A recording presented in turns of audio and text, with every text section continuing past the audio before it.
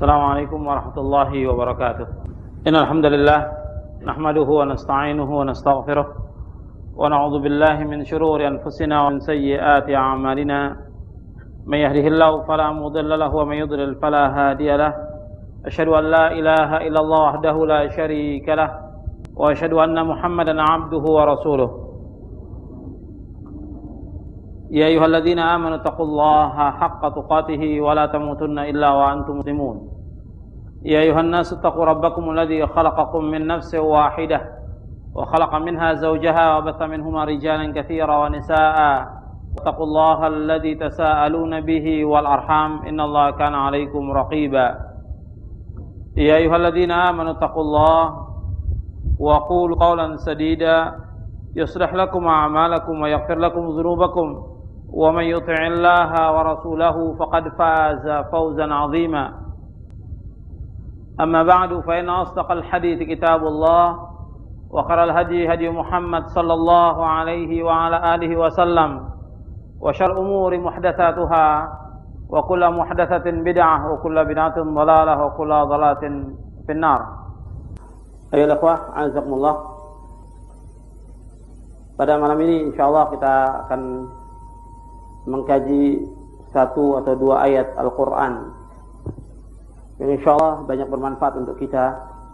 Tapi sebelum kita mengkaji satu atau dua ayat, kita ulangi dulu tentang hafalan yang dianjurkan pada pekan yang lalu, yaitu tentang doa Rasulullah SAW untuk memohon takwa. Karena ada beberapa yang tadi menghafal itu dalam bacaannya ada keliru, sehingga sekali atau dua kali sebelum kita mulai ini saya bacakan, kemudian antum ikuti. Yang pertama, yang atas, yang diriwayatkan oleh Imam Muslim, Allahumma inni as'alukal huda wa tuqa wal afafa wal ghina. Ya Allah, aku memohon kepadamu petunjuk, ketakwaan, terpelihara diri dan kecukupan. Kemudian yang kedua, Allahumma inni a'udzubika minal ajzi wal kasal wal jubni wal bukhl wal harami wa azabil qabr. Allahumma ati nafsi taqwaha wa zakkiha anta khairu man zakkaha anta waliyuha wa maulaha. Allahumma inni a'udzubika min ilmin la yanfa' wa min qalbin la yakhsha' wa min nafsin la tashba' wa min da'watin la yustajabu laha. Hadis ini sahih, diriwayatkan oleh Imam Muslim. Ya Allah, aku berlindung kepadamu dari kelemahan, kemalasan, ketakutan, kebakilan, umur pikun, dan siksa kubur. Ya Allah, berikanlah kepada hatiku takwa dan bersihkanlah, karena Engkaulah yang dapat membersihkannya. Engkaulah penolong dan pelindungnya. Ya Allah, aku berlindung kepadamu dari ilmu yang tidak bermanfaat, hati yang tidak khusyuk, nafsu yang tidak pernah puas, dan doa yang tidak dikabulkan. Sekarang saya minta bersamaan supaya antum lancar untuk menghafalkan ini. Allahumma inni as'alukal huda wa tuqa wal afafa wal ghina. Ini dibaca setiap waktu, antum bisa baca kapan saja. Sekarang doa yang kedua. Allahumma inni a'udzubika minal ajzi wal kasali wal jubni wal bukhli wal harami wa azabil qabr wa azabil qabr. Allahumma ati nafsi taqwaha wa zakkiha anta khairu man zakkaha anta waliyuha wa maulaha Allahumma inni a'udzubika min ilmin la yanfa'.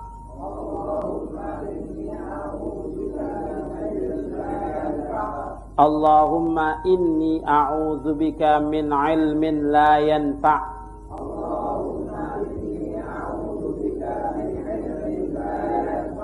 Wa min qalbin la yakhsha'. Wa min nafsin la tashba'. Wa min nafsin la tashba'. Wa min da'watin la yustajabu laha. Dakwanya tidak panjang. Wa min da'watin la yustajabu laha. Nah, ini dihafalkan dan bisa kita baca kapan waktu saja. Apakah antara azan dan qomat, apakah di tengah malam atau di waktu Jumat. Kita cari waktu-waktu yang dikabulkan oleh Allah SWT, maka kita berdoa pada waktu itu. Atau di saat hujan lebat, ada puluhan tempat dan waktu yang kalau kita berdoa kepada Allah, doa kita akan dikabulkan oleh Allah. Nah, ini doa yang dihafalkan ini sebagai lanjutan dari yang kemarin. Yang kemarin kita bahas tentang masalah hati. Jadi ini tolong dihafalkan. Saya baca sekali lagi supaya yang antum hafalkan juga antum ingat, dan juga yang di rumah kalau mendengar yang dibaca ini juga bisa hafal. Saya ulangi satu kali lagi. Allahumma inni as'alukal huda wa tuqa wal afafa wal ghina. Ya Allah, aku memohon kepadamu petunjuk, ketakwaan, terpelihara diri dan kecukupan. Kemudian yang kedua, Allahumma inni a'udzubika minal ajzi wal kasal wal jubni wal bukhli wal harami wa azabil qabri. Allahumma ati nafsi taqwaha wa zakkiha anta khairu man zakkaha anta waliyuha wa maulaha. Allahumma inni a'udzubika min ilmin la yanfa' wa min qalbin la yakhsha' wa min nafsin la tashba' wa min da'watin la yustajabu laha. Dua hadis ini yang sahih. Yang terakhir yang saya baca ini artinya, ya Allah, aku berlindung kepadamu dari kelemahan. Al-ajz yaitu kelemahan. Wal kasal, kemalasan. Wal jubni, ketakutan. Wal bukhli, kebahilan, yaitu bakhil, kikir. Wal haram, umur pikun. Wa azabil qabr, dan siksa kubur. Jadi Allah, Nabi berlindung kepada Allah dari kelemahan, kemalasan, ketakutan, kebakhilan, umur pikun, dan azab kubur. Setelah itu Nabi minta kepada Allah agar hatinya diberikan ketakwaan. Allahumma ati nafsi taqwaha. Ya Allah, berikanlah kepadaku hati yang takwa. Wa zakkiha, dan bersihkanlah. Anta khairu man zakkaha, karena engkaulah yang dapat membersihkannya. Hanya Allah yang dapat memberikan hati manusia. Anta waliyuha wa maulaha, engkaulah penolong dan pelindungnya. Allahumma inni a'udzubika min ilmin la yanfa'. Ya Allah, aku berlindung kepadamu dari ilmu yang tidak bermanfaat. Kadang-kadang orang belajar, lama dia belajar tapi ilmunya tidak bermanfaat.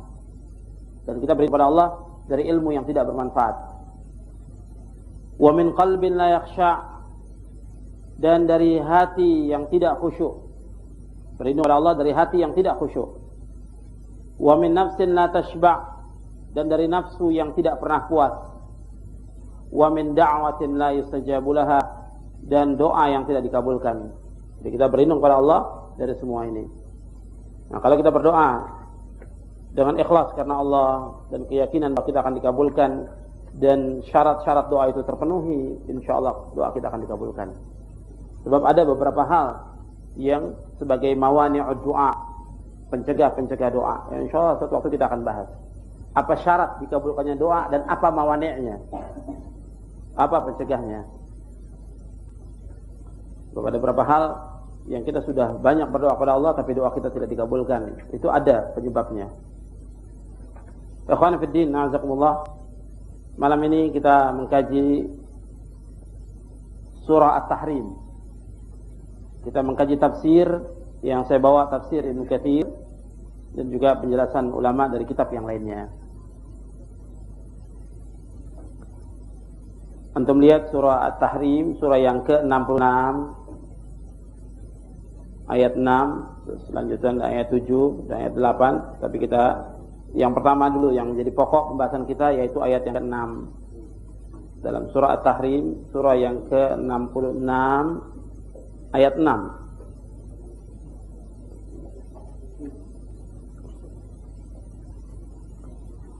Allah berfirman dalam surah At-Tahrim, surah yang ke-66 ayat 6, ya ayyuhalladzina amanu qu anfusakum wa ahlikum nara waquduhan nas wal hijarah 'alaiha malaikatun giladun shidad la ya'suna Allah ma amarahum wa yaf'aluna ma yu'marun.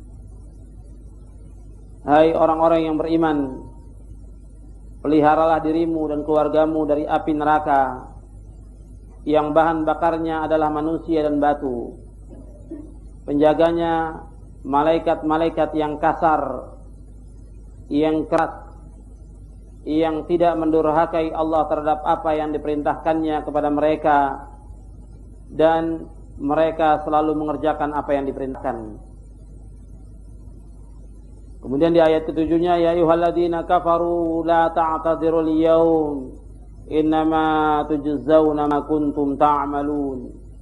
Wahai orang-orang kafir, janganlah kamu mengemukakan uzur pada hari ini. Janganlah kalian beralasan pada hari ini, pada hari kiamat. Sesungguhnya kamu hanya diberi balasan menurut apa yang kamu kerjakan. Menurut apa yang kamu kerjakan pada waktu di dunia ini. Sekarang kita lihat penjelasan tafsir dari ayat ini.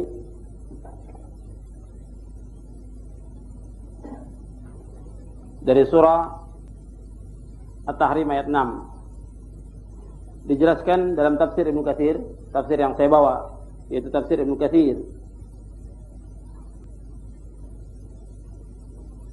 Kata Ibnu Katsir, qala Sufyan Ats-Tsauri an Ali radhiyallahu anhu fi qouli ta'ala ku anfusakum wa ahlikum nara. Telah berkata Sufyan Ats-Tsauri dari Ali bin Abi Thalib radhiyallahu anhu, jagalah diri kamu dan keluarga kamu dari api neraka. Antum lihat di dalam tafsir Ibnu Katsir dan juga dalam kitab-kitab yang lainnya, kalau disebutkan Ali bin Abi Thalib, disebutkan Ali radhiyallahu anhu. Tidak ada Ali karramallahu wajhah. Tidak ada dalilnya, tidak ada nas sama sekali yang menyebutkan tentang Ali karramallahu wajhah, kecuali orang-orang Syiah yang menyebutkan demikian. Jadi yang ada Ali radhiyallahu anhu, sebagaimana juga para sahabat yang lain, dan tidak ada perbedaan. Kemudian juga kalau antum baca dalam kitab-kitab disebutkannya Imam Ali, itu kata-kata imam itu harus dibuang. Kalau kita menyatakan juga imam, semua Imam Abu Bakar, kemudian Imam Umar, Imam Ali, dan Imam Utsman, atau Imam Utsman, Imam Ali. Tapi hanya khusus untuk Ali saja dikatakan sebagai imam, tidak ada nas sama sekali. Ini pun dari Syiah, kata-kata imam. Kalau disebutkan Imam Ali, kenapa tidak disebutkan Imam Abu Bakar, atau Imam Umar, atau Imam Utsman? Ini harus perhatikan. Kalau kita baca buku, perhatikan itu. Ini sumbernya dari Syiah. Sekarang kita lanjutkan. Ya ayyuhalladzina amanu, wahai orang-orang yang beriman, Ku anfusakum, jagalah diri kamu, wa ahlikum, dan keluarga kamu, nara, dari api neraka. Bagaimana menjaganya?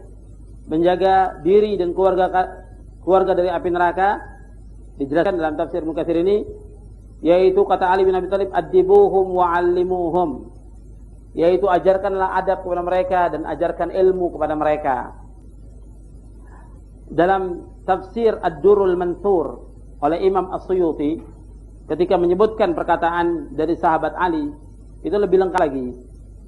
Dalam tafsir Ad-Durrul Mansur oleh Imam As-Suyuti dikatakan, Ali mengatakan, "Allimu anfusakum wa ahlikumul khaira wa adibuhum." Yaitu kata Ali bin Abi Thalib, bagaimana cara menjaga diri dan keluarga dari api neraka? Kata Ali, "Allimu anfusakum wa ahlikumul khaira wa adibuhum." Ajarkan diri kamu dan keluarga kamu kebaikan dan ajarkan adab kepada mereka. Lebih lengkap lagi. Diajarkan kepada diri kamu dan keluarga kamu kebaikan dan ajarkan adab kepada mereka. Yang insya Allah nanti saya akan sebutkan bagaimana tentang tarbiyah, mendidik anak yang disebutkan oleh Ali bin Abi Thalib radhiyallahu anhu. Kemudian dibawakan oleh Al-Hafidz Ibnu Katsir, yaitu makna ku anfusakum wa ahlikumun nara dari sahabat Abdullah bin Abbas. Kata Abdullah bin Abbas, i'malu bi ta'atillahi wattaqu ma'asillah wa'muru ahlikum bidzikri yunjikumullahu minan nar.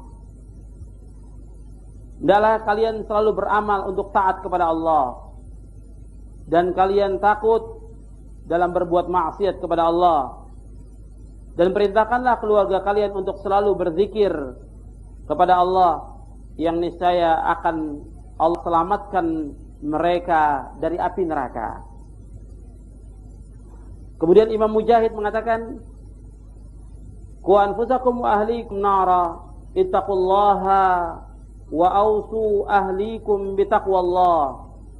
Wa qala Qatadah, "Ta'muruhum bi ta'atillahi wa tanhahum an ma'siyatillahi wa an taquma 'alaihim bi amrillahi wa ta'muruhum bihi wa tusa'iduhum 'alaihi.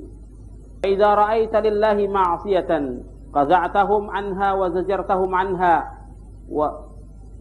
Sampai situ kata Imam Mujahid, hendaklah kalian bertakwa kepada Allah dan wasiatkanlah keluarga kalian untuk selalu bertakwa kepada Allah. Kata Imam Qatadah, hendaklah kalian menyuruh mereka untuk taat kepada Allah dan melarang mereka dari berbuat maksiat kepada Allah. Dan hendaklah kalian menegakkan kepada mereka agar mereka selalu melaksanakan perintah Allah. Kalian suruh mereka dengan kebaikan dan bantulah mereka dalam berbuat kebajikan. Apabila kalian melihat mereka berbuat maksiat kepada Allah, maka hendaklah kalian larang dan kalian cegah. Begitu juga dikatakan oleh Imam Dhahhak dan Muqatil, haqqun 'alal muslimi ay yu'allima ahlahu min qarabatihi wa imaihi wa 'abidihi ma faradallahu 'alaihim wa ma nahahumullahu anhu.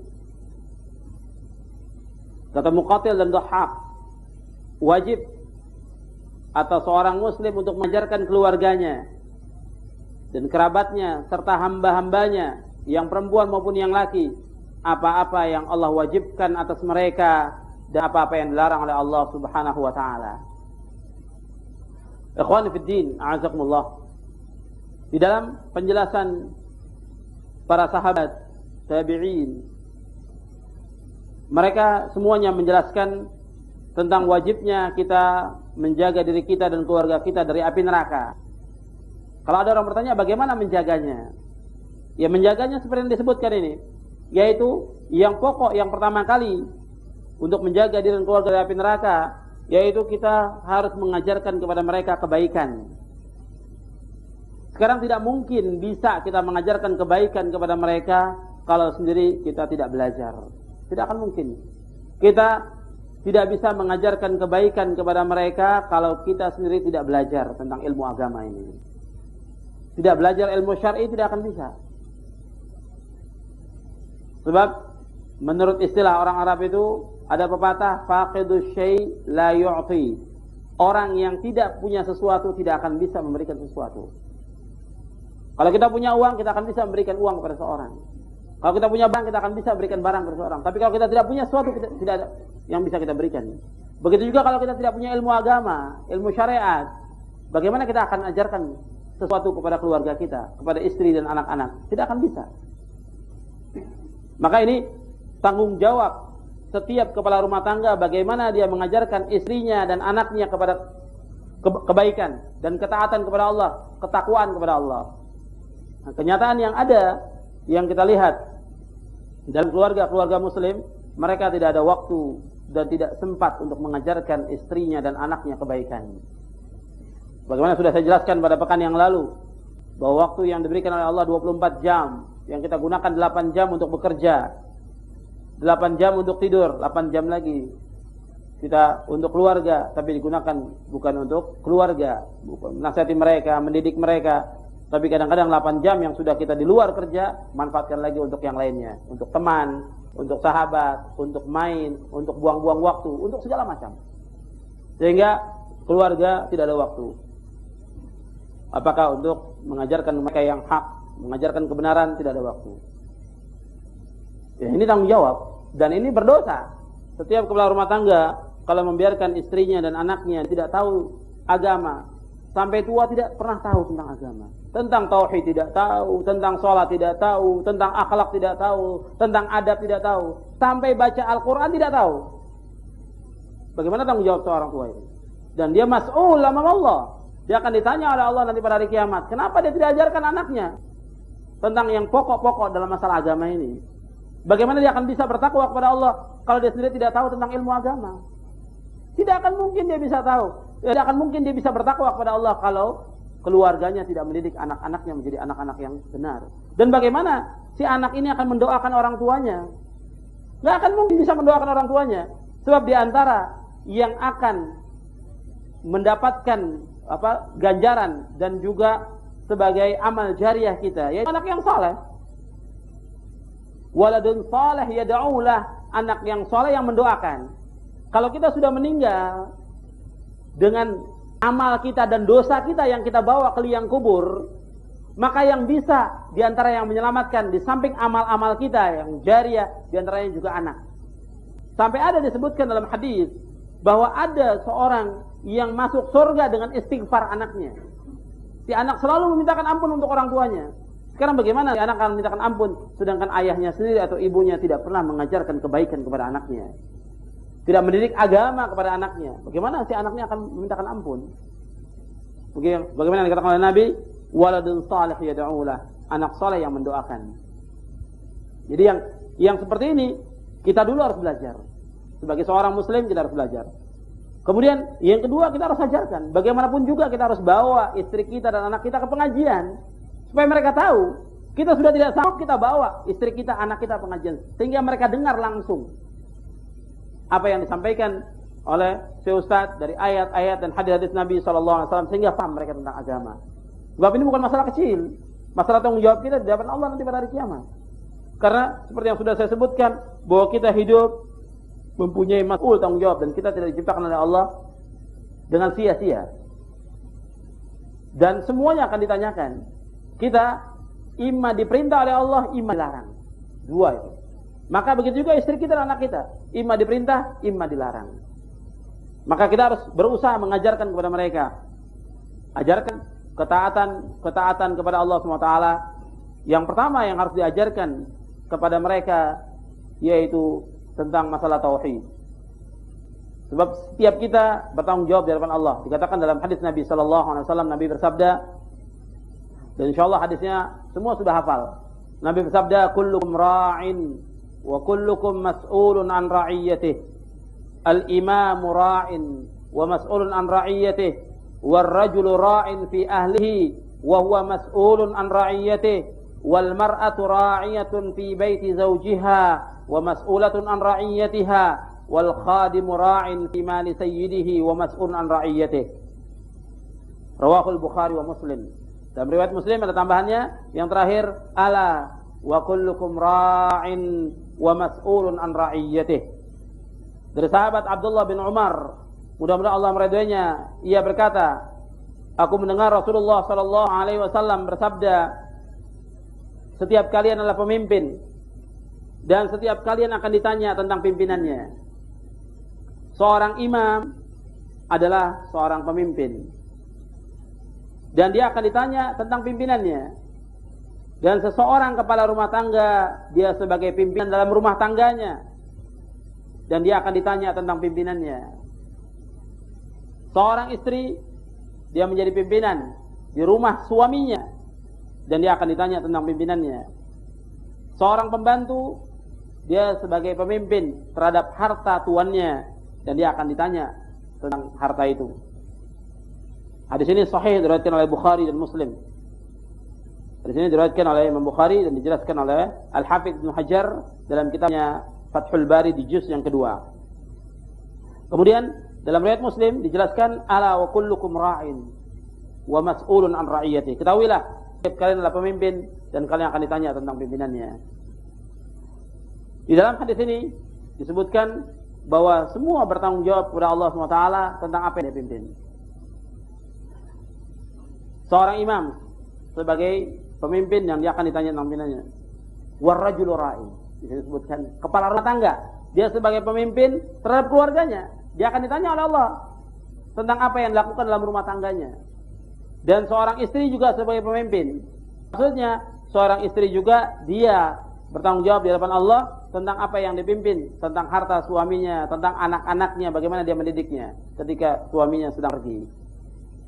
Bukan berarti di sini bahwa al-mar'atu ra'iyatun fi baiti zawjiha dalam artian si istri sebagai pemimpin dalam rumah tangga, si suami tunduk, tidak. Suami sebagai pemimpin dan istri harus tunduk kepada suaminya, harus taat. Tidak boleh sekali-kali seorang istri menjadi pemimpin dalam rumah tangganya selama di situ ada suaminya, karena si istri wajib tunduk dan wajib taat kepada suami. Allah berfirman dalam Al-Quran, Ar-rijalu qawwamuna 'alan nisa bima faddalallahu ba'dahum 'ala ba'd wa bima anfaqu min amwalihim. Dan laki-laki adalah sebagai pemimpin atas wanita dengan apa-apa yang Allah lebih utamakan sebagian mereka sebagian yang lain, dan infak atau nafkah yang mereka berikan kepada istri mereka. Jadi laki-laki sebagai pemimpin, sedangkan perempuan sebagai pemimpin untuk anak-anaknya. Kalau terbalik, seperti yang ada sekarang ini, si laki-laki tunduk kepada istrinya dan si istri menjadi pemimpin, ini tidak akan bahagia dan akan hancur rumah tangga yang seperti ini. Dalam Islam, tidak dibenarkan wanita menjadi pemimpin dalam Islam. Nabi bersabda dalam hadis yang diriwayatkan oleh Imam Bukhari, "Lan yufliha qaumun tamlikuhum imra'atun." Kata Nabi, tidak akan bahagia. Lan li ta'bid, tidak akan bahagia selama-lamanya kaum yang dipimpin oleh seorang wanita. Tidak akan bahagia selama-lamanya. Ini di hadis sahih diriwayatkan oleh Imam Bukhari. Jadi suami bertanggung jawab terhadap istrinya dan anaknya. Bagaimana istrinya itu? Apakah dia sudah didik istrinya? Apakah anaknya dia sudah didik? Sekarang kita bahas satu persatu dari masalah menjaga diri dan keluarga dari api neraka ini. Soal nanti saya akan jelaskan lagi lanjutan dari ayat ini. Sekarang ketika kita berumah tangga, ini istri ini diberikan oleh si wali kepada kita sebagai amanah.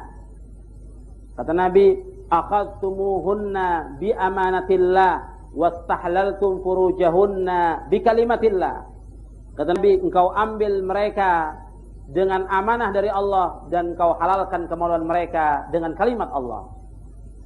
Jadi ketika si wali dari perempuan ini menyerahkan kepada kita, maka perempuan ini, si istri ini adalah sebagai amanah. Maka kewajiban si suami mendidik istri ini.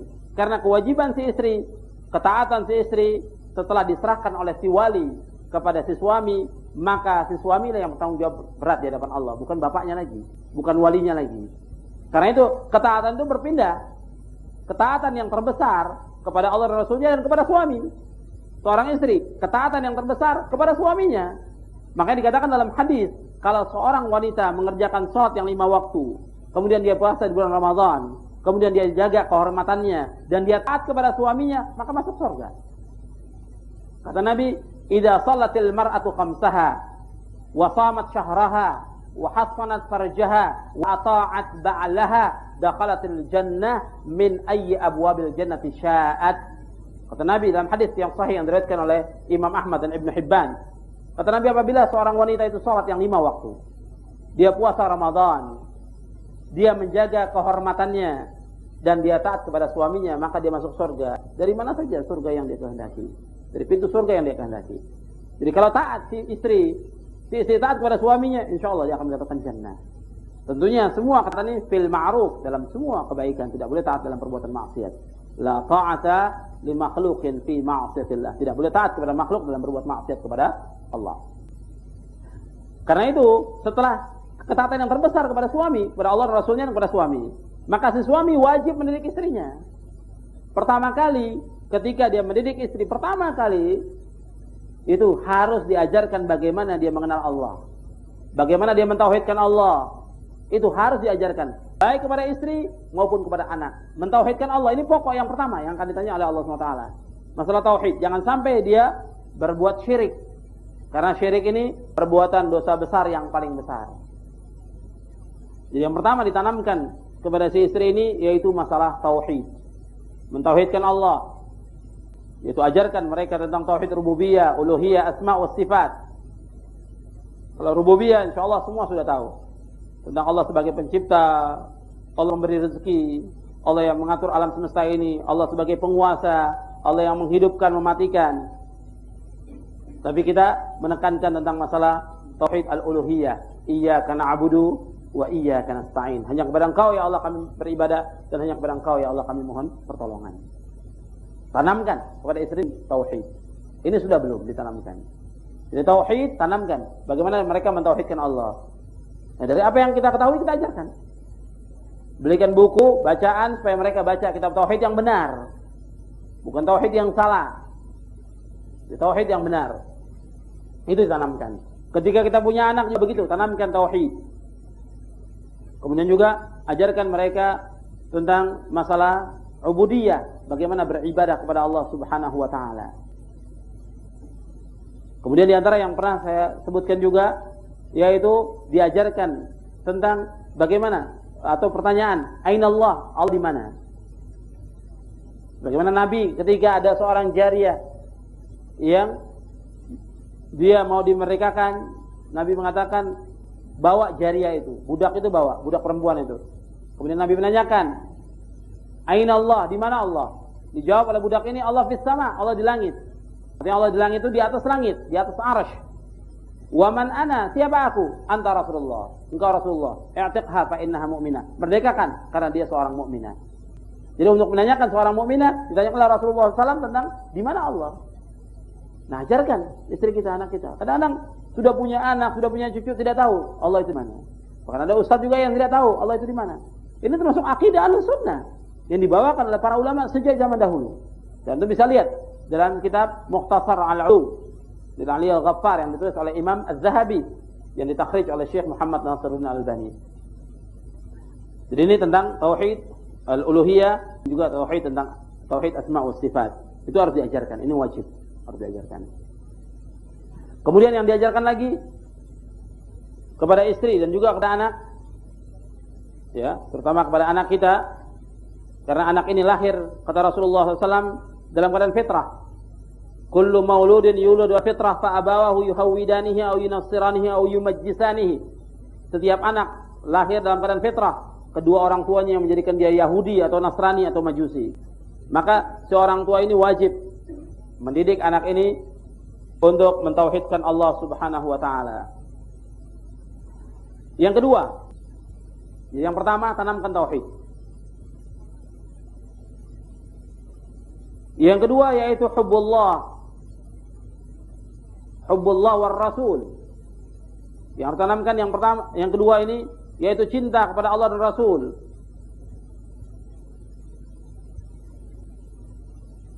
Cinta kepada Allah dan Rasul. Bagaimana supaya mereka itu mencintai Allah dan Rasulnya? Dalam beberapa buku-buku pelajaran untuk anak-anak di Timur Tengah itu ada beberapa buku yang disusun untuk menunjukkan kekuasaan Allah, sehingga si anak ini mengakui tentang kekuasaan Allah SWT. Yang dengan itu, dengan pengakuan dia atau dia melihat tentang kekuasaan Allah, dia akan cinta kepada Allah Subhanahu wa taala yang telah memberikan nikmat dan segala macam kepada manusia ini dan kepada seluruh alam semesta ini. Kemudian juga cinta kepada Rasulullah sallallahu alaihi wasallam. Karena dalam hadis Nabi sallallahu alaihi wasallam, Nabi bersabda, "Salasun man kunna fihi wajada bihinna halawatal iman. Man ahab ay yakuna Allah wa rasuluhu ahabba ilaihi mimma siwahuma. Wa ay yuhibbal mar'a la yuhibbu illa lillah. Wa ay yakrahu ay yuqzafa fin nar kama yakrahu wa ay yakraha ay ya'uda fil kufr kama yakrahu ay yuqzafa fin nar." Dalam hadis yang sahih yang diriwayatkan oleh Imam Bukhari Muslim, ada 3 perkara yang apabila seorang terdapat 3 perkara dalam dirinya itu, maka dia akan merasakan lezatnya iman. Yang pertama, hendaknya Allah dan Rasulnya lebih dia cintai daripada selain keduanya. Yang kedua, dia mencintai seorang yang dia tidak mencintainya melainkan karena Allah. Yang ketiga, dia tidak suka kembali kepada kekufuran sebagaimana dia tidak suka dicampakkan ke dalam api neraka. Jadi tanamkan cinta kepada Allah dan cinta kepada Rasulullah sallallahu alaihi wa ala alihi wasallam. Dalam ayat dikatakan kalau kita cinta kepada Allah disuruh mengikuti Rasulullah sallallahu alaihi wasallam. Qul in kuntum tuhibbunallaha fattabi'uni yuhibbukumullahu wa yaghfir lakum dzunubakum wallahu ghafurur rahim. Katakanlah seandainya kamu cinta kepada Allah, maka ikutilah aku. Niscaya Allah akan cinta kepadamu dan Allah akan mengampuni dosa-dosa kamu. Allah Maha Pengampun lagi Maha Penyayang. Kemudian yang ketiga, yaitu diajarkan Al-Quran. Diajarkan Al-Quran. Ini setiap kepala rumah tangga dia harus mengajarkan istrinya, anaknya baca Al-Quran. Maka kita sejak kecil itu harus kita membaca Al-Quran. Makanya dahulu para sahabat, tabi'in, tabi'in, anaknya itu sejak kecil sudah diajarkan Al-Quran. Sejak kecil. Jadi tentang membaca Al-Quran itu sejak kecil mereka sudah tahu huruf-huruf Al-Quran. Nah kalau kita lihat sekarang kenyataan yang ada, banyak orang-orang tua itu yang lalai.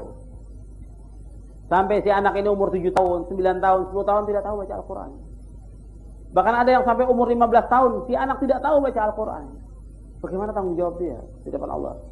Seandainya si orang tua ini meninggal dan anak dalam keadaan tidak tahu apa-apa, berat tanggung jawabnya nanti di hadapan Allah pada hari kiamat. Jadi dia harus bagaimana mengajarkan si anak ini baca Al-Quran. Karena anjuran-anjuran untuk membaca Al-Quran banyak sekali. Kata Nabi, Iqra'ul Quran fa innahu ya'ti yaumal qiyamati syafi'an li ashabihi. Baca Al-Quran karena sungguhnya Al-Quran itu akan memberikan syafaat bagi orang yang membacanya nanti pada hari kiamat. Kemudian juga Nabi mengatakan, khairukum man ta'allamal Qur'an wa 'allamahu. Sebaik-baik kalian adalah orang yang mengajarkan Al-Quran dan belajar Al-Quran dan mengajarkannya. Jadi harus bisa. Kalau masih ada orang yang belum bisa baca Al-Quran, dia sebagai kepala rumah tangga ya harus belajar secepatnya. Dan tidak ada istilah terlambat, tidak ada. Kalau dia belajar bahasa yang lain cepat, bisa. Dia kursus bisa berapa bulan. Kenapa untuk Al-Quran nggak bisa? Dia usahakan. Belajar bacaannya, hurufnya, makhrajnya, tajwidnya. Insya Allah dalam sebulan, 2 bulan, atau 3 bulan, dia bisa. Tinggal melancarkan setiap hari baca Al-Quran itu. Mestinya, setiap muslim itu sudah lancar. Dan setiap anak muslim sudah lancar baca Al-Quran. Kenapa? Al-Quran itu setiap hari kita baca di rumah. Setiap hari. Dan insya Allah, kalau setiap hari dibaca Al-Quran di rumah kita, tenang kita. Akan tentram. Karena setiap hari kita baca, istri kita baca, anak kita baca. Sekarang tidak demikian, tidak mengalami ketenangan dan gersang rumah-rumah itu. Karena apa? Tidak dibacakan Al-Quran. Yang ada disetelkan lagu, musik, televisi, segala macam sudah yang ada. Tapi Al-Quran hampir tidak ada. Ini kenyataan yang ada dalam rumah tangga muslim. Maka harus disuruh kita membaca Al-Quran, istri kita membaca Al-Quran, anak kita. Dan adakan waktu setiap hari baca Al-Quran. Kalau dulu zaman sahabat atau tabi'in, mereka bisa hatam Al-Quran dalam sepekan. Sepekan hatam Al-Quran. Bahkan Abdullah bin Amr bin As 3 hari hatam Al-Quran. Berarti 1 hari 10 juz. Sahabat yang lain sepekan. Berarti 1 hari mereka minimal 4 juz membaca Al-Quran. Ada yang 15 hari, ada yang 10 hari, ada yang 15 hari, ada yang 1 bulan. Kalau 1 bulan berarti minimal 1 hari itu 1 juz. Kalau sebulan. Nah kita sudah belum? Coba tinggal kita mengoreksi diri kita. Kita, istri kita, anak kita. Bacaan kita terhadap yang lain, kesibukan kita yang lain dengan baca Al-Quran, kita dahulukan mana? Baca Quran, orang sampai 16 halaman, itu sampai yang kecil-kecil dia baca. Tapi kalau Al-Quran yang jelas besar hurufnya, itu nggak terbaca. Habis waktu untuk yang lainnya. Televisi berapa jam dia bisa tonton. Dan kemudian yang lain lagi. Ya. Belum lagi dengan orang-orang yang disibukkan dengan telepon tiap hari terus. Waktunya habis untuk itu. Ada waktu untuk baca Al-Quran. Antum telepon bisa setengah jam, 1 jam sampai 2 jam, 1 hari. Kalau dimanfaatkan 1 jam buat baca Al-Quran, insya Allah manfaat buat kita. Kita baca Al-Quran, istri kita baca, anak kita baca. Nikmat rumah tangga yang seperti itu. Kita tidak ada waktu. Ba'da maghrib sampai isya tuh, coba buat istri, buat anak. Sekarang tidak. Sudah 8 jam, bahkan lebih di perjalanan atau di kantor, pulang sudah ngerjakan yang lain. Bahkan kumpul lagi dengan teman-teman. Bukan tidak boleh, ada waktunya. Bukan tidak boleh, ada waktunya. Cuma habis waktu. Terus kita anggap ya yang penting istri kita kasih nafkah, senang sudah. Ada kewajiban yang terbesar yang belum kita berikan kepada dia. Dan dia mazlum, terzalimi. Karena dia tidak tahu dan tidak menuntut memang. Karena dia bergaul dengan orang-orang yang sama dengan dia. Tapi kalau dia belajar, bergaul dengan orang-orang yang mengerti, insya Allah dia akan timbul. Saya juga pengen seperti itu. Tapi karena bergaul dengan orang-orang yang sama, sehingga tidak ada keinginan untuk belajar lebih mendalam lagi. Tapi kalau bergaul dengan orang-orang yang betul-betul taat kepada Allah, insya Allah akan timbul. Saya pengen seperti mereka. Jadi Al-Qurannya mereka bisa lancar, kenapa saya nggak lancar? Jadi si istri, anak kumpul sama kita setiap hari. Kita ba'da subuh masa nggak ada waktu baca Al-Quran? Ba'da maghrib masa nggak ada waktu? Menjelang tidur masa nggak ada waktu? Coba biasakan seperti itu untuk membaca Al-Quran. Karena ini juga wajib untuk kita ajarkan kepada istri kita dan anak kita baca Al-Quran. Jangan sampai mereka tidak bisa baca Al-Quran dan kita rugi nantinya. Karena mereka tidak akan tahu isi Al-Quran kalau mereka tidak tahu membacanya. Bahkan derajat kita di sisi Allah SWT nanti di surga, diantaranya kalau kita banyak hafal Al-Quran. Nabi mengatakan, yuqalu li sahibil Quran, ikra' wartaqi, waratil kama kunta turattil fid dunya, fa inna manzilataka 'inda akhir ayatin kunta taqra'u biha. Nanti akan dikatakan kepada orang yang baca Al-Quran, yang hafal Quran, bacalah dan naik derajatmu di surga. Dan bacalah dengan tartil. Bagaimana engkau membaca dengan tartil pada waktu di dunia? Karena sungguhnya kedudukanmu di surga tergantung dari ayat yang terakhir yang kau baca. Hadis ini sahih, diriwayatkan oleh Imam Ahmad. Jadi disuruh kita untuk membaca Al-Quran. Jadi setiap hari kita usahakan membaca Al-Quran, istri kita juga membaca Al-Quran. Setiap hari. Kalau ada anak kita yang tidak bisa baca Al-Quran, kita mesti menyesal. Bersedih. Kadang-kadang enggak. Kalau tidak bisa beberapa ilmu-ilmu eksak, kita tuh kayak sedih. Luar biasa. Anak kita nggak bisa. Tapi kalau baca Al-Quran tidak bersedih. Sampai si anak umur 10 tahun, 15 tahun nggak ada. Mesti kita menyesal. Begitu 4 tahun atau 5 tahun tidak bisa baca Al-Quran, bagaimana tanggung jawab kita? Carikan guru. Kita bawa kemana sampai dia bisa baca Al-Quran. Mestinya seperti itu. Tapi kita terbalik sekarang ini. Kalau dia tidak bisa menghitung, tidak bisa ini, sudah bingung orang tuanya. Padahal ini dulu Al-Quran yang pertama yang harus diajarkan. Pertama kali itu. Itu yang diajarkan oleh para ulama. Maka antum lihat para ulama terdahulu, 7 tahun, 8 tahun hafal Al-Quran. 10 tahun hafal Al-Quran. Sekarang bapaknya saja juz amma nggak hafal. Juz amma nggak hafal. Bacaan sampai cuma wadduha, watin, terus wal fajri nggak hafal. Ya gimana? Kita harus berusaha meningkat. Kalau untuk ilmu yang lain atau keduniaan atau masalah harta atau masalah pekerjaan, bagaimana kita meningkatkan? Tapi giliran agama, enggak, sudah pas-pasan nggak apa-apa lah sudah. Ya, kita berusaha meningkatkan. Karena kita juga ingin mendapatkan ilmu yang bermanfaat dan kita bisa amalkan dan bisa kita ajarkan ke keluarga kita. Kemudian yang kelima, yang keempat yaitu kita ta'limu as-sunnah wa tarbiyatuhu 'alaiha. Yaitu mengajarkan kepada anak ini sunnah dan kita mendidik di atas sunnah.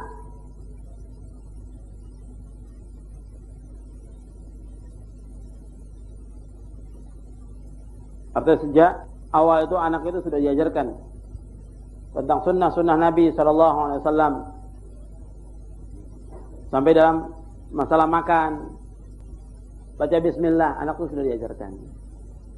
Makan dengan tangan kanan sudah diajarkan. Bagaimana pernah zaman Rasulullah SAW ada seorang anak makan bersama Rasulullah. Kemudian dia meraba-raba, mengambil yang jauh. Kemudian kata Rasulullah kepada anak ini, ya gulam, samillaha wa kul biyaminik wa kul mimma yalik.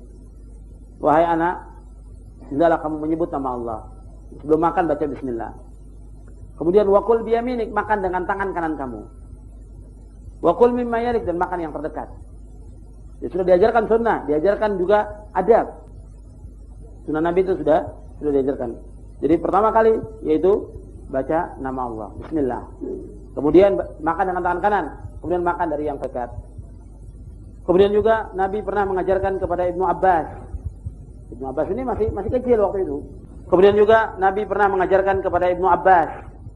Ibnu Abbas ini masih kecil waktu itu. Yaitu hadis yang ada di kitab Arba'in An-Nawawi. Hadisnya panjang, saya baca awal saja. Ya gulam, inni wa'alimuka kalimatin ihfazillah yahfazka. Ihfazillah tajidhu tujahak. Idza sa'alta fas'alillah wa idza ista'anta fasta'in billah. Sampai akhir hadis. Hadis ini sahih, riwayat Tirmizi. Batas Allah, niscaya Allah akan menjagamu. Jagalah batas Allah, niscaya engkau akan dapati Allah berada di hadapanmu. Apabila engkau minta, mintalah kepada Allah. Apabila engkau minta tolonglah kepada Allah.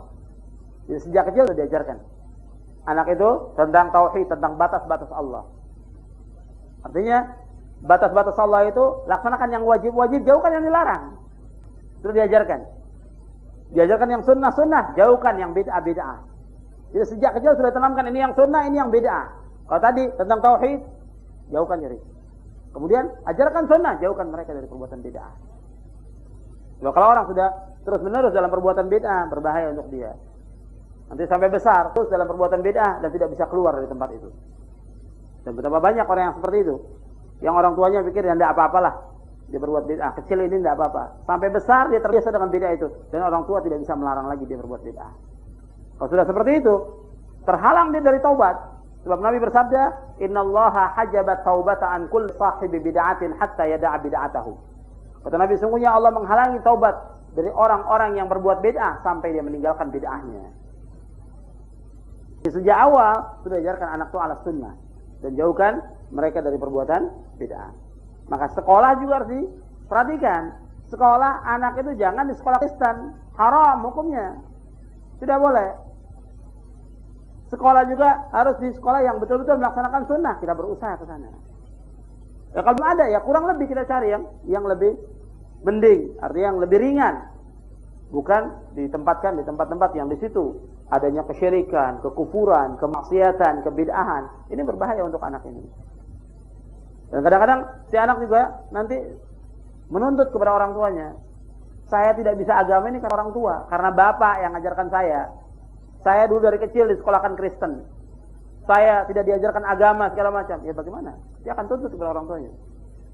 Mestinya sejak kecil diajarkan kepada pendidikan yang benar. Diajarkan dia tentang sunnah Nabi Sallallahu Alaihi Wasallam dan apa-apa yang diceritakan oleh Rasulullah Sallallahu Alaihi Wasallam itu harus diajarkan. Dan banyak sunnah Nabi yang lain yang kita harus ajarkan kepada anak kita sejak kecil. Kemudian yang kelima, salat.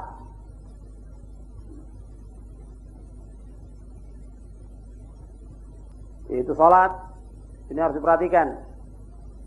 Nabi Sallallahu Alaihi Wasallam memerintahkan kita untuk mengajarkan anak ini 7 tahun untuk salat.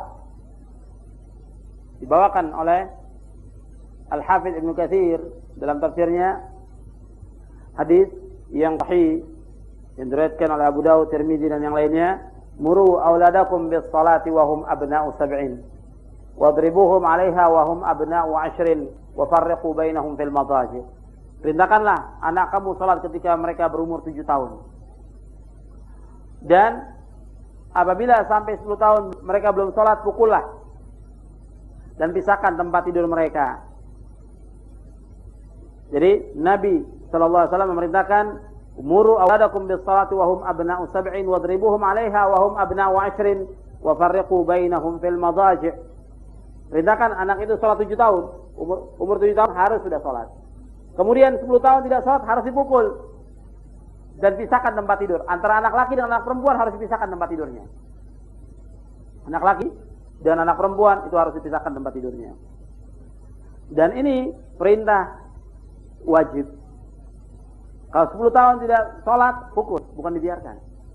Kalau ada yang bilang bahwa pukul itu nanti menyakitkan segala macam, tidak. Ini Rasulullah yang merintahkan. Tidak ada pendidik di dunia ini yang paling baik melainkan Rasulullah SAW.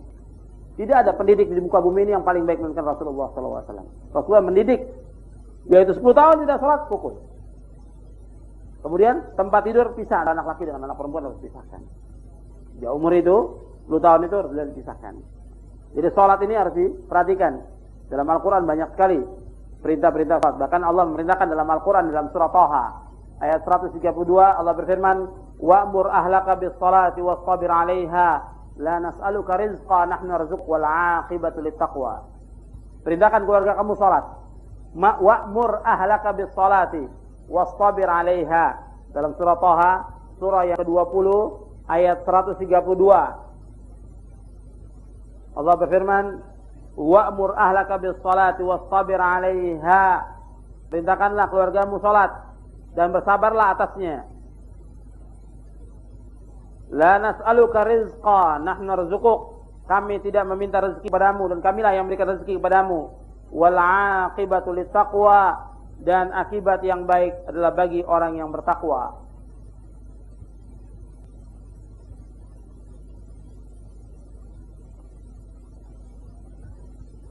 Di dalam ayat ini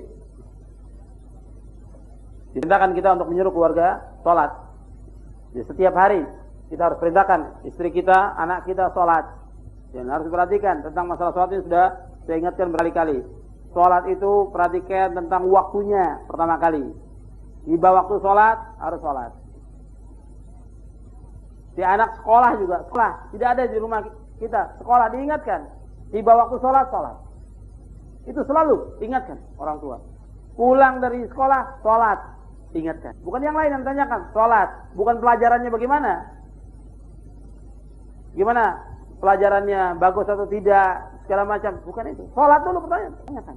Sudah sholat dulu. Ketika si anak kuliah juga pertama kali ingatkan sholat pada waktunya. Sholat pada waktunya. Karena perintah Allah dalam Al-Quran. Karena seutama-utama amal kata Nabi, as-salatu fi waqtiha. Salat pada waktunya. Dalam riwayat yang lain, as-salatu fi awwali waqtiha. Salat di awal waktunya. Yang kedua diperhatikan tentang bagaimana cara salatnya. Itu juga harus diajarkan setiap orang tua bagaimana mengajarkan anaknya kaifiyat salat Nabi. Sebab Nabi bersabda, "Sallu kama ra'aitumuni usalli." Salatlah kalian sebagaimana kalian melihat aku salat. Sudah belum? Setiap kepala rumah tangga mengajarkan istrinya, anaknya salat yang benar menurut contoh Rasulullah SAW. Kalau dia sendiri tidak paham tentang kaifiyat sholat, ya harus belajar. Karena kalau dia tidak belajar, bagaimana dia akan bisa mengajarkan istri dan anaknya sholat? Karena sampai sudah punya cucu, istri tidak tahu bacaan sholat itu apa sih yang benar yang menurut sunnah, tidak tahu. Sudah punya cucu, sudah mau meninggal dunia, bagaimana tanggung jawab sebagai seorang suami?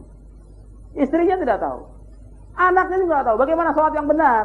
Sebab Nabi bersabda, "Shallu kama ra'aitumuni usalli." Salatlah kalian sebagaimana kalian melihat aku salat. Dan yang pertama dihisab pada hari kiamat tentang salat. Kata Nabi, "Awwalu ma yuhasabu bil 'abdu yaumal qiyamati as-shalah. Idza saluhat, saluha sa'iru amalih, wa idza fasadat, fasada sa'iru amalih." Kata Nabi, yang pertama dihisab pada hari kiamat masalah salat. Kalau salatnya baik, seluruh amalnya baik. Kalau salatnya buruk, seluruh amalnya buruk. Salat. Ini yang diperhatikan orang tua. Yang penting ya sudah istri salat, anak salat sudah. Tapi bagaimana setiap hari? Subuhnya, zuhur, asar, maghrib, isya, diperhatikan tidak? Kemudian kaifiatnya bagaimana? Pernah enggak diajarkan? Kadang-kadang seorang kepala rumah tangga, yang penting saya sudah berikan nafkah, saya sudah sekolahkan, sudah cukup. Tidak. Tetap kita mutaba'ah, ikuti dia. Sekolahnya benar atau tidak? Kalau sekolahnya salah, diajarkan oleh gurunya salah, apa kita biarkan? Tidak boleh. Kita harus bagaimana meluruskan dia. Itu harus kita berusaha ke sana. Sholatnya juga harus diperhatikan. Sebab kalau sholat sudah tidak diperhatikan, kemudian dia meninggalkan sholat, akan hancur. Dia akan sesat dan mengikuti hawa nafsunya. Dulu generasi nabi-nabi itu semuanya sholat. Kemudian gantikan generasi yang lain. Kata Allah dalam Al-Quran dalam surah Maryam, "Fakhalafa min ba'dihim khalfun adaa'us shalah wattaba'us syahawat fasawfa yalqawna ghayya." Di dalam surah Maryam Allah berfirman dalam surah Maryam surah 19 ayat 59. Surah 19 ayat 59. "Fakhalafa min ba'dihim khalfun adaa'us shalah wattaba'us syahawat fasawfa yalqawna ghayya." Maka datanglah sesudah mereka pengganti yang jelek yang menyanyiakan salat dan memperturutkan hawa nafsunya, maka mereka kelak akan menemui kesesatan.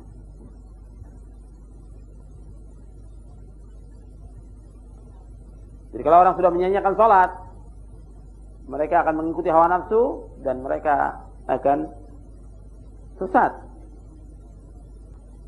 Makanya sholat itu harus diperhatikan. Sholat harus diperhatikan. Itu yang kedua, tentang kaifiatnya sholat harus diperhatikan. Ajarkan bagaimana cara sholat yang benar. Kemudian yang ketiga, yaitu tentang sholat, yaitu harus diperhatikan tentang khusyuk dan tumakninahnya.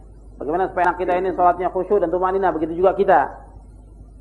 Saya sudah jelaskan tentang tanda-tanda hati yang sehat itu, diantaranya kalau dia sholat dia lupakan dunia, kemudian dia menghadap ke Allah SWT dan tenang, nikmat sholat itu. Sebagaimana Nabi mengatakan, wa ju'ilat qurratu aini fis shalah, dijadikan ketenangan, kesejukan hatiku dalam sholat. Nikmat. Jadi bukan seperti sekarang. Sholat itu maunya cepat. Urusan yang lain segala sampai berjam-jam. Sholat yang 10 menit masih dia lalaikan juga. Kadang-kadang cuma 2 menit atau 3 menit selesai sudah. Padahal sholat itu harus diperhatikan, dipentingkan sholat ini daripada yang lainnya. Dan Nabi nikmat kalau sholat itu. Wa ju'ilat qurratu aini fis shalah. Kemudian yang keempat, tentang jamaahnya. Untuk laki-laki diperintahkan untuk sholat di masjid.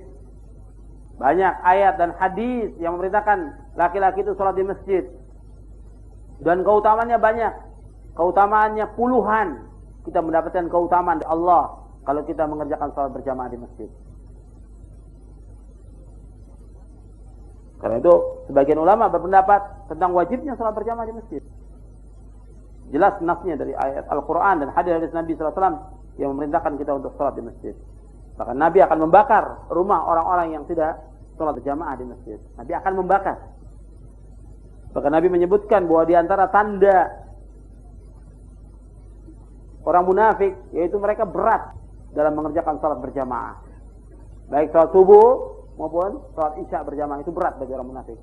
Maka Nabi mengatakan, inna asqalas shalah 'alal munafiqin. Sungguhnya seberat sholat atas munafikin, yaitu sholat isya dan sholat subuh. Kalau seandainya mereka tahu tentang keutamaan dua sholat ini, mereka akan datang meskipun merangkak. Dan banyak lagi. Dan lagi keutamaan. Kita berjalan dari rumah, kita wudu, kemudian berjalan ke masjid. Pertama, kaki kita menghapuskan dosa. Yang kedua, mengangkat derajat.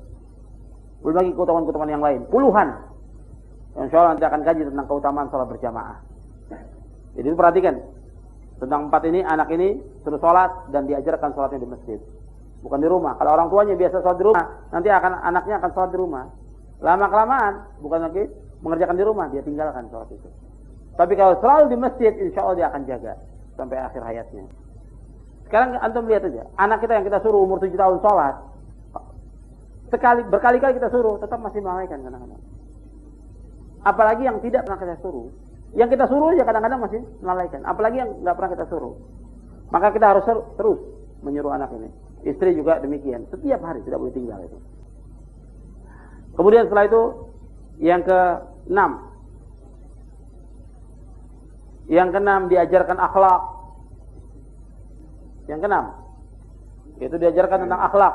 Jadi yang pertama tentang tauhid, yang kedua tentang cinta kepada Allah Rasulnya, yang ketiga diajarkan Al-Quran, yang keempat diajarkan sunnah, yang kelima diajarkan salat, yang keenam diajarkan akhlak. Itu akhlak itu harus diperhatikan. Karena Nabi bersabda, "Ma min syai'in asqalu fil mizan min husnil khuluq." Tidak ada sesuatu yang paling berat dalam timbangan melainkan akhlak yang baik. Hadis ini sahih dari Abu Dawud dan Tirmizi. Kemudian dalam hadis yang lain Nabi bersabda, "Akmalul mu'minina imanan ahsanuhum khuluqa." Mukmin yang paling sempurna imannya ada yang paling baik akhlaknya. Maka itu diajarkan akhlak dan juga diajarkan adab. Jadi seorang anak itu diajarkan bagaimana menghilangkan gangguan dari dirinya. Kemudian gangguan-gangguan di jalan, kaful adza. Kemudian basyasyatul wajh, yaitu tersenyum sesama kaum mukminin, ifsya'us salam, menyebarkan salam. Setiap ketemu orang muslim, ajarkan dia untuk mengucapkan salam. Setiap ketemu orang muslim, ajarkan dia untuk menyebarkan salam. Assalamualaikum. Biasakan seperti itu. Ifsya'us salam. Kemudian hifdzul lisan, menjaga lisan. Jangan kata yang kotor, jangan berkata yang tidak baik, jangan dusta, jangan berkata yang tidak benar. Jadi ajarkan dia untuk selalu berkata yang baik. Karena lisan ini termasuk yang paling berat untuk dijaga. Bahkan kata Nabi, wa hal yakubbun nasa ala wujuhim aw ala manakhirihim illa hasaidu alsinatihim. Bukankah manusia ini ditarik, ditelengkupkan, diseret, dimasukkan ke dalam neraka dengan sebab lidah mereka. Dalam hadis yang diriwayatkan oleh Imam Tirmizi. Maka lidah ini harus dijaga. Anak itu juga diajarkan untuk berkata yang baik. Kemudian muhafadzah al-amanah, diajarkan untuk selalu amanah. Tidak boleh khianat. Sejak kecil diberikan amanah, dia harus perhatikan amanah itu. Tidak boleh khianat. Kemudian as-sidqu fil qawli wal amal, diajarkan untuk selalu jujur dalam berkata dan dalam beramal. Diajarkan juga untuk selalu menyuruh yang ma'ruf, mencegah yang mungkar. Bagaimana wasiatnya Luqman kepada anaknya dalam surah Luqman. Yang pertama disuruh untuk bertauhid kepada Allah, menjauhkan syirik, kemudian disuruh berbakti kepada orang tuanya dan menjauhkan durhaka. Kemudian diperintahkan mendirikan salat, di antaranya menyuruh yang ma'ruf, mencegah yang mungkar. Kemudian juga husnul jiwar, baik kepada tetangga. Wa silatur rahim, selalu menyambung tali silaturahmi. Anak ini diajak ketika kita silaturahmi kepada saudara, kepada kerabat, diajak supaya dia tahu agar dia selalu menyambung tali silaturahmi. Karena orang yang memutuskan tali silaturahmi tidak akan masuk surga, kata Rasulullah. La yadkhulul jannata qati'un, tidak akan masuk surga orang yang memutuskan tali silaturahmi. Hadis ini sahih dari Imam Bukhari. Tidak akan masuk surga orang yang memutuskan tali silaturahmi. Kemudian juga satru auratil muslimin, diajarkan untuk menutup aib kaum muslimin. Diajarkan juga i'anatul muhtaj, menolong orang yang susah, orang yang sulit, orang yang lapar.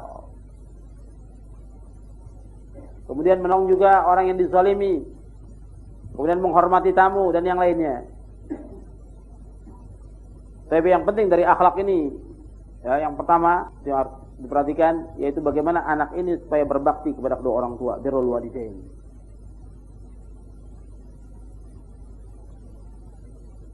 Sebab anak yang durhaka dia tidak akan masuk surga.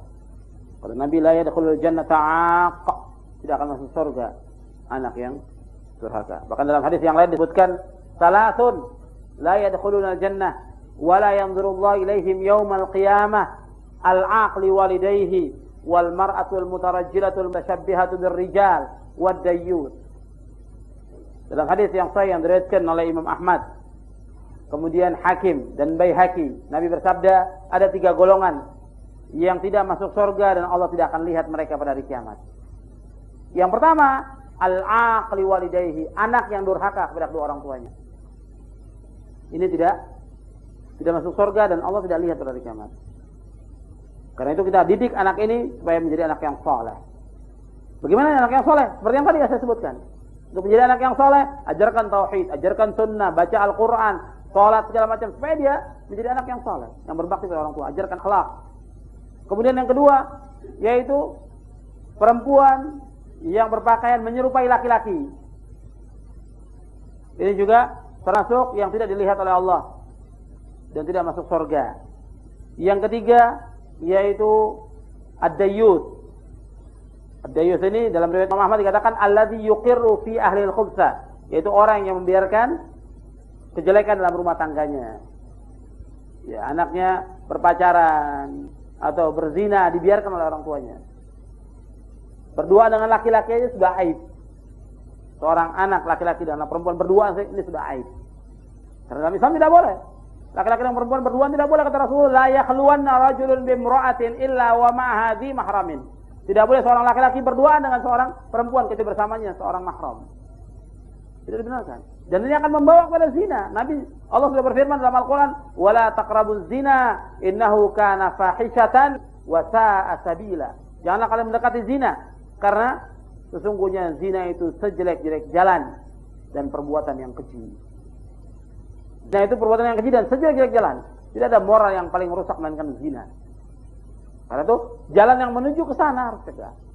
Apakah itu bacaan, kemudian tontonan, film, kemudian berdua dengan laki-laki, ini hati-hati. Itu hati-hati. Dan jauhkan anak itu dari tempat-tempat yang demikian. Nah, kalau orang tuanya membiarkan, maka orang tuanya menjadi dayut. Saya perhatikan.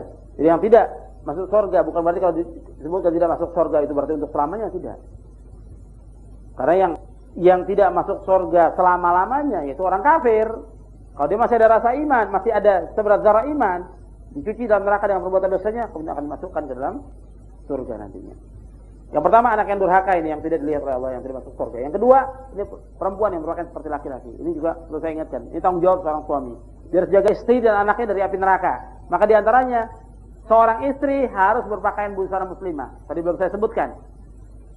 Istri harus berpakaian busana muslimah. Anak kita yang perempuan juga harus menutup aurat, memakai busana muslimah. Tidak boleh seorang suami membiarkan istrinya terbuka auratnya, tidak boleh.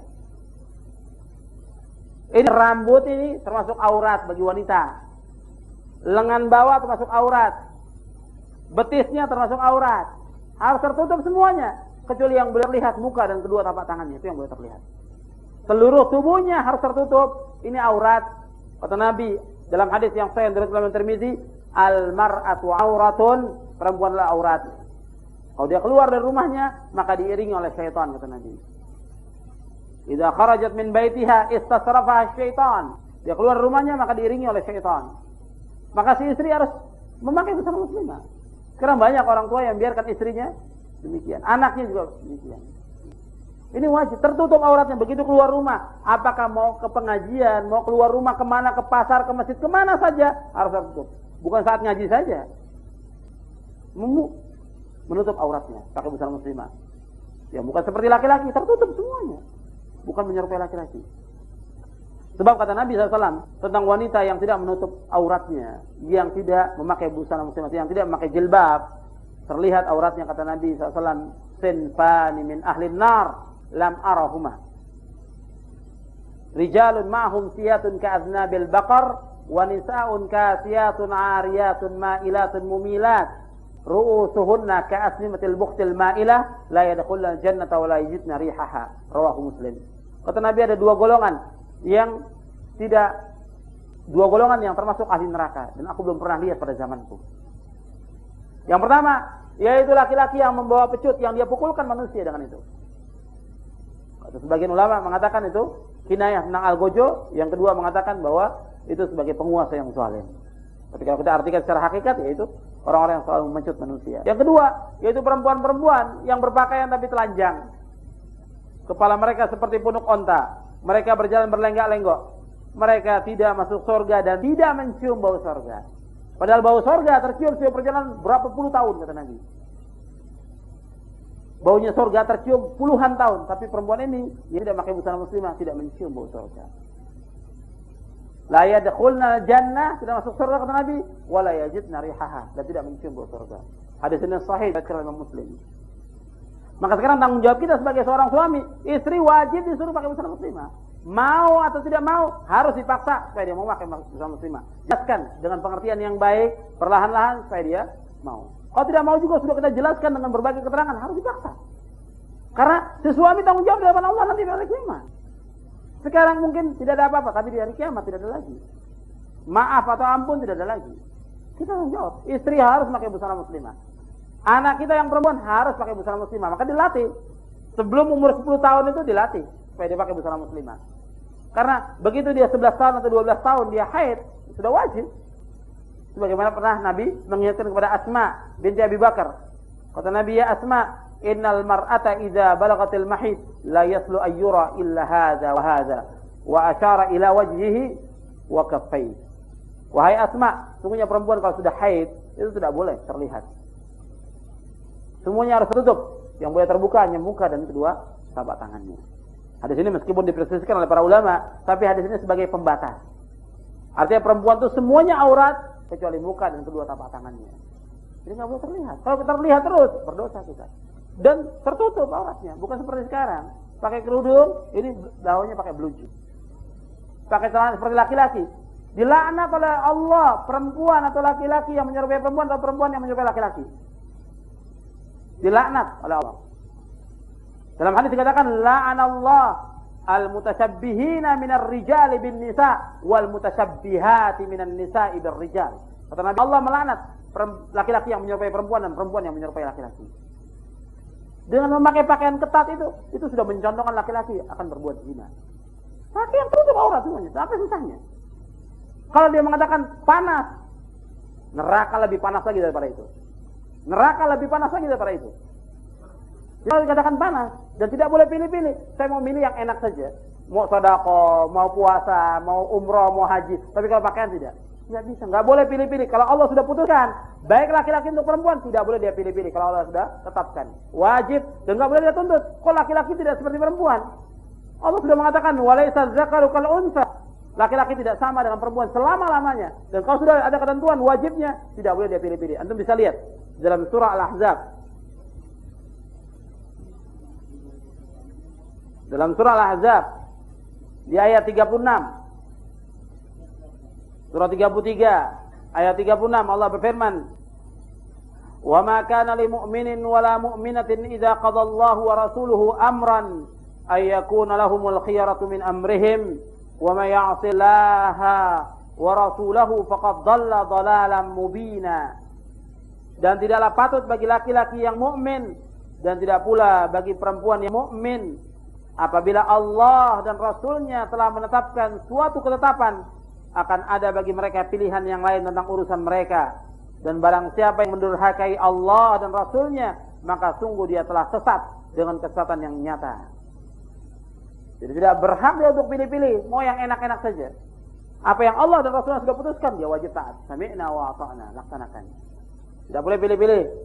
Jadi kalau sudah datang ketentuan, dia wajib laksanakan. Tidak boleh tunda-tunda lagi. Di perintah Allah dan Rasulnya itu harus segera dilaksanakan.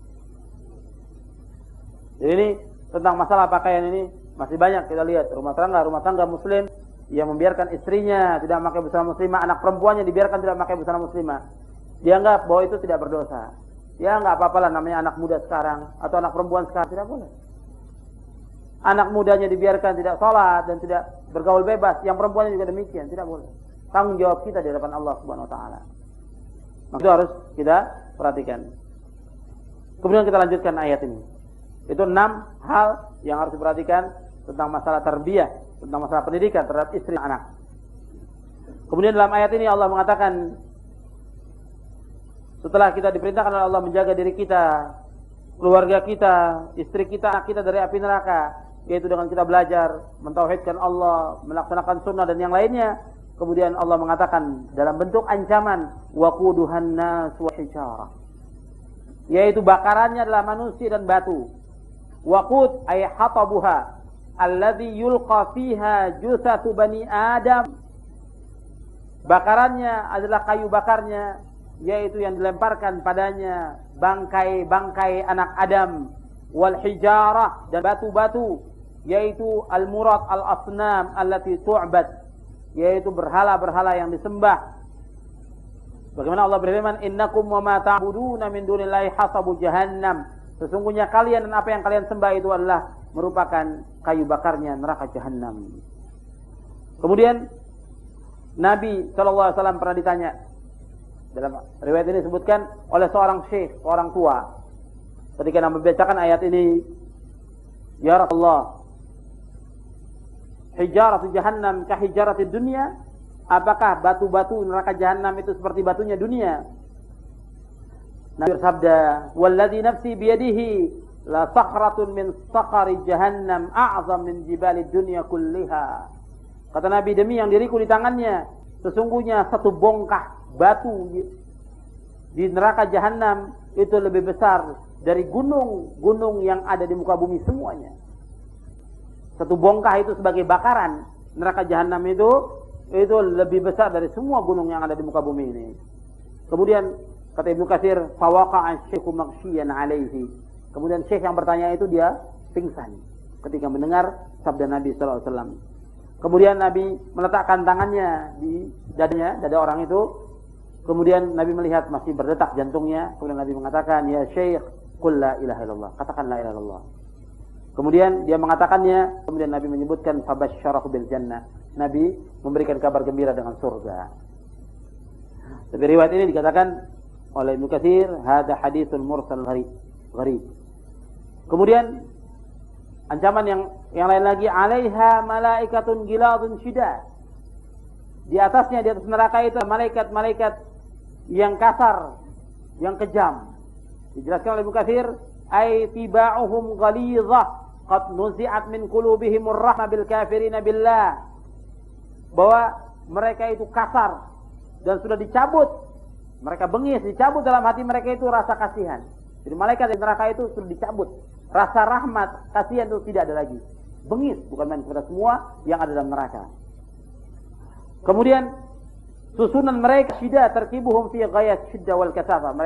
Malaikat itu tubuhnya itu besar, sekar dan tebal. Sampai disebutkan dalam riwayat Ibnu Abi Hatim dikatakan, "Idza wasala awwalu ahli an-nar ila an-nar wajadu 'ala al-babi 400,000 min khazanati jahannam sudun wujuhum kalihatun anyabuhum qad naza'a Allah min qulubihimur rahmah laisa fi qalbi wahidin minhum mithqalu dzarratin minar rahmah walau tira tayr min mankibi ahadihim la tara shahrayn qabla an yablugha mankibahu al-akhar thumma yajiduna 'ala al-babi 19 ardu sadri ahadihim 70 kharifan thumma yahwuna min babin ila babin 500 sanah thumma yajiduna 'ala kulli babin minha mithlu ma wajadu 'ala al-babil awwal hatta yantahu ila akhiriha." Kata Ikrimah mengatakan, apabila yang pertama manusia ini masuk ke dalam neraka, mereka akan dapati di pintu neraka itu, yaitu 400 penjaga neraka jahanam. 400.000 yang muka mereka hitam dan taring mereka itu keluar. Dan Allah mencabut dari hati mereka rasa kasih sayang. Sedikit pun tidak ada rasa, seberat darah pun tidak ada rasa kasih sayang kepada penghuni neraka.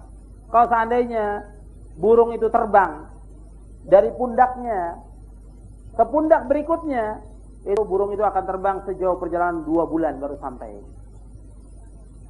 Jadi penghuni neraka itu yang menjaga neraka itu, yang 400.000, itu dari pundaknya ke pundak berikutnya, satu malaikat ini itu sejauh perjalanan burung 2 bulan. 2 bulan terbang baru sampai ke pundak yang berikutnya. Kemudian mereka akan dapati lagi di pintu itu 19 penghuni, artinya 19 penjaga. Dan luasnya dada mereka yaitu sejauh perjalanan 70 tahun. 70 kharifa. Kemudian mereka masuk lagi ke bawah, ke pintu yang paling bawah lagi, itu sejauh perjalanan 500 tahun. Dan mereka akan dapati setiap pintu seperti itu yang mereka dapati dalam. Jadi setiap neraka itu pintu-pintunya itu paling bawah itu seperti itu, sejauh perjalanan 500 tahun antara tingkatan neraka ke tingkatan yang paling bawah, terus seperti itu. Ini dijelaskan oleh Al-Hafidz Ibnu Katsir dalam tafsirnya. Jadi menunjukkan bahwa di neraka itu kejam dan orang yang masuk neraka waliyadzubillah. Maka Allah menyebutkan dengan neraka ini supaya kita berhati-hati. Karena banyaknya manusia kadang-kadang ketika diingatkan mereka lalai. Tapi Allah ingatkan tentang masalah diri dan keluarga ini, Allah ingatkan dengan neraka supaya manusia takut. Dan betul-betul dia memperhatikan dirinya dan memperhatikan keluarganya agar dia menjaga jangan sampai dirinya dan keluarganya masuk ke dalam neraka. Kemudian la ya'sunallaha ma amarahum wa yaf'aluna ma yu'marun. Malaikat-malaikat ini tidak pernah berbuat maksiat kepada Allah dan mereka melaksanakan apa yang Allah perintahkan. Ai mahma amarahum bihi ta'ala yubadiru ilaihi la yata'akhkharuna anhu tarfata 'ainin wa hum qadiruna 'ala fi'lihi laisa bihim 'ajzun anhu. Dan kapan saja Allah memerintahkan kepada mereka, mereka segera melaksanakan dan mereka tidak menunda-nunda. Meskipun hanya sekejap mata, mereka tidak menunda dan mereka mampu untuk melaksanakannya dan mereka tidak lemah dalam melaksanakan perintah-perintah Allah Subhanahu wa taala. Ini yang disebutkan oleh Allah tentang malaikat yang menghuni neraka, bahwa mereka tidak pernah berbuat maksiat kepada Allah Subhanahu wa taala dan mereka melaksanakan apa yang diperintahkan. Karena itu kita harus berhati-hati karena ini ancaman Allah tentang masalah neraka. Kita harus hati-hati dan kita harus menjaga diri kita dan keluarga kita dari api neraka. Karena kullukum ra'in wa kullukum mas'ulun 'an ra'iyatihi. Setiap kamu adalah pemimpin dan setiap kamu akan ditanya tentang pimpinannya. Dan kita sebagai ra'in fi ahli baitihi. Jadi kita sebagai kepala rumah tangga, sebagai penanggung jawab dalam rumah tangga kita, maka harus diperhatikan. Kalau orang dalam rumah tangganya sudah tidak bisa jadi pemimpin, maka di luar rumah tidak bisa jadi pemimpin selama-lamanya. Kalau dalam rumah tangga dia tidak bisa menjadi pemimpin untuk istri dan anaknya, maka di luar dia tidak bisa jadi pemimpin. Ya kalau seandainya dia jadi pemimpin, dia tidak akan bisa. Bagaimana dia akan memimpin umat, memimpin istri dan anaknya, tidak bisa mau memimpin umat. Ini yang seperti ru'asa juhala, pemimpin-pemimpin yang bodoh. Mendidik istri dan anaknya tidak bisa, bagaimana akan memimpin umat? Maka dia harus memimpin istrinya dan anaknya, dan dia selalu memperhatikan tentang akidah, kemudian tentang sunnah, tentang membaca Al-Quran, tentang pakaian, tentang adab, tentang akhlak, tentang sholat, itu harus perhatikan setiap hari. Istrinya, anaknya, kemudian orang-orang yang di rumah itu. Di antaranya pembantu kita juga harus perhatikan. Supir kita harus juga kita perhatikan. Karena dia di bawah tanggung jawab kita. Kita ingin masuk surga, istri kita ingin masuk surga, anak kita masuk surga, supir dan pembantu kita pun ingin masuk surga. Bukan dia tidak masuk surga, cuma mereka jahil, tidak tahu. Mereka tergantung kita. Kalau kita suruh, insya Allah dia akan mau laksanakan. Tapi kita tutup dia dari semua kemauan ingin berbuat kebaikan. Kita tutup. Semua kita suruh, yang penting kita gaji. Tapi pendidikan nggak pernah diberikan. Bertanggung jawab. Istri kita, anak kita, supir kita, dan pembantu kita setiap hari kerja dari mulai subuh sampai malam terus seperti itu. Kapan dia dapat pengetahuan agama? Sampai kapan? Baca Quran sampai nggak bisa kadang-kadang. Kita pakai puluhan tahun tapi nggak bisa baca Al-Quran. Itu perhatikan. Mereka juga punya hak yang harus kita penuhi haknya.